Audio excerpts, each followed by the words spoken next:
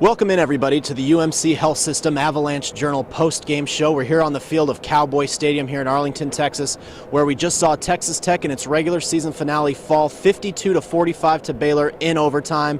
And Don, kind of their luck in overtime ran out. That was their school record third time, but weren't able to get it done this time.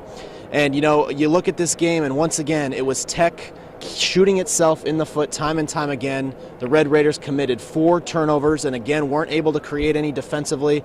You really got to say the Red Raiders had every opportunity and they threw them away.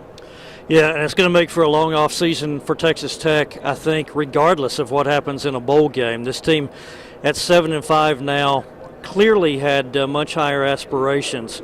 You remember that afternoon in the locker room at Fort Worth where Tech had gotten that 56-53 overtime victory against TCU. Tommy Tuberville came in and said they're bowl eligible, but they weren't going to talk about that because they weren't going to stop there.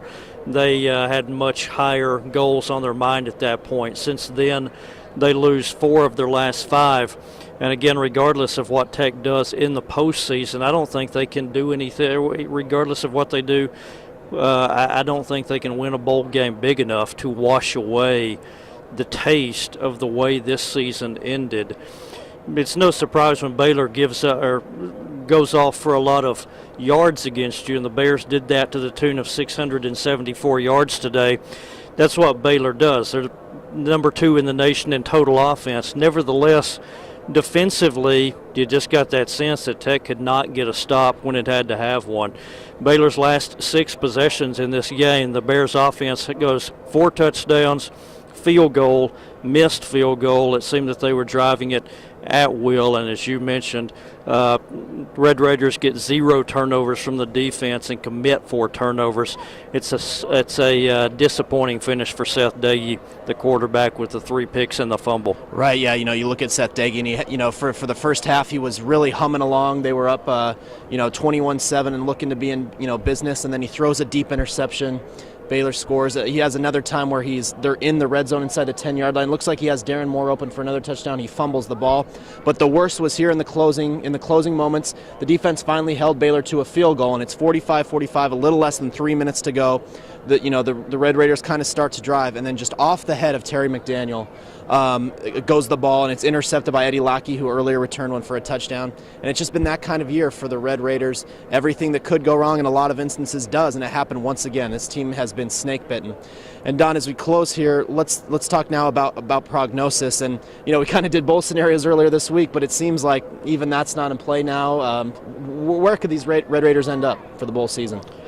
I'm not sure we can tell yet. We're going to have to go back up to the press box and take a look at the standings and the results today. It probably does not bode well with Oklahoma struggling against Oklahoma State on Saturday. There's going to be just a whole bunch of teams that are going to have they're going to be very close to each other record-wise. West Virginia has a chance to finish 7-5. I think TCU will finish 7-5. It's going to be interesting to see. Will some bowls take Tech over TCU and West Virginia if they finish with the same record because the Red Raiders beat those teams head-to-head, or would bowls choose another team like a TCU because there are other teams with the same or similar records that finish with more momentum? So it's going to be an interesting next week until those bowl bids come out on December 2nd. Yeah, so we're just going to kind of have to wait and see on that. Until then, we're going to have a lot of coverage from this game at redraiders.com and LubbockOnline.com, and we'll keep you going into the next week as we kind of keep looking at those bowl scenarios.